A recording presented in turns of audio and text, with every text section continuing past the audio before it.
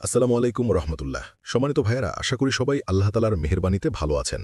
Saudi আরবে হুরুফ তুলে বৈধ হওয়ার যে নতুন সুযোগ এসেছে তা নিঃসন্দেহে আনন্দের খবর।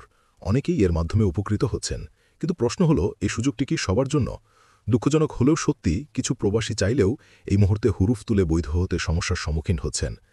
আজকের ভিডিওতে আমরা ঠিক সেই সম্ভাব্য কারণগুলোই খুঁজে বের করার চেষ্টা করব, যা আপনাকে এই সুযোগ থেকে বঞ্চিত করতে পারে, এবং কিভাবে প্রতারণা এড়াবেন সে বিষয়েও গুরুত্বপূর্ণ তথ্য দেব ইনশাল্লাহ।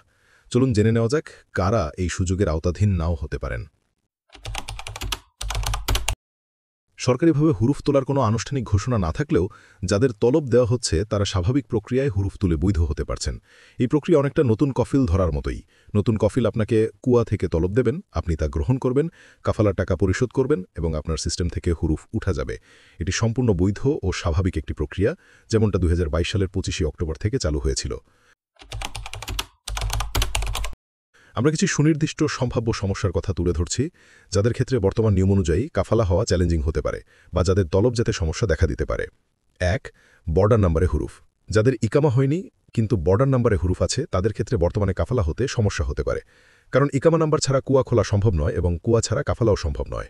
যদি কেউ বর্ডার নাম্বারে হুরুফ থাকা সত্ত্বেও কাফালার আশ্বাস দেয়, তবে সতর্ক থাকুন এবং অগ্রিম কোনো টাকা পয়সা লেনদেন করবেন না।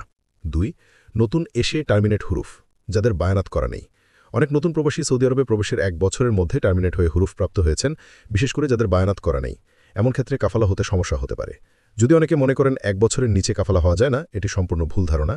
যদি আপনার বায়ানাত করা থাকে তবে 3 মাসের ইকামার ভিসাতে এসেও কাফালা হওয়া সম্ভব, কিন্তু যাদের বায়ানাত নেই এবং সৌদি আরবে প্রবেশের 1 বছর পূর্ণ হয়নি, তাদের ক্ষেত্রে কাফালা হতে সমস্যার সম্মুখীন হতে পারে। 3. রিসেন্টলি হুরুফ খাওয়া ডোমেস্টিক প্রবাসী, যেমন আমেল মানজিল, সাওয়াক খাস। ডোমেস্টিক পেশার প্রবাসীদের জন্য 6 মাসের একটি কাফালার সুযোগ দেওয়া হয়েছিল।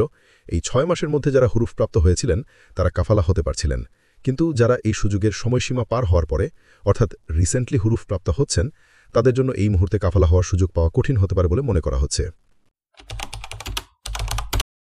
বর্তমানে এই সুযোগটি মূলত জেনারেল প্রবাসীরা পাচ্ছেন। ডোমেস্টিক প্রবাসীদের ক্ষেত্রে এর আওতা সীমিত। আপনার যদি উপরে উল্লেখিত সম্ভাব্য সমস্যাগুলির মধ্যে কোনোটি থাকে, তাহলে এই মুহূর্তে কাফালা হওয়ার চেষ্টা না করাই বুদ্ধিমানী কাজ হতে পারে। তবে আপনি আপনার নিকটস্থ কোনো খেদমত মক্তব থেকে একটি তলব দিয়ে দেখতে পারেন। যদি তলব যায় তাহলে কাফালা হতে পারবেন, কিন্তু যদি তলব না যায় তাহলে দয়া করে কাউকে টাকা পয়সা দিয়ে প্রতারিত হবেন না। আশা করি এই তথ্যগুলো আপনাদের জন্য সহায়ক হবে। যে কোনো সিদ্ধান্ত নেওয়ার আগে অবশ্যই ভালোভাবে যাচাই করে নেবেন। প্রিয় ভাইরা, আর কোনো কিছু জানার থাকলে আমাদেরকে কমেন্টে জানাবেন, ইনশাল্লাহ উত্তর দেওয়ার চেষ্টা করব। চ্যানেলটি সাবস্ক্রাইব এবং ভিডিওটি শেয়ার করে দিবেন। ইনশাল্লাহ নতুন কোনো তথ্য সমৃদ্ধ ভিডিও নিয়ে আবারও আপনাদের সামনে হাজির হব। আল্লাহ আপনাদের সার্বিকভাবে ভালো রাখুন। আসসালামু আলাইকুম ওয়া রাহমাতুল্লাহ।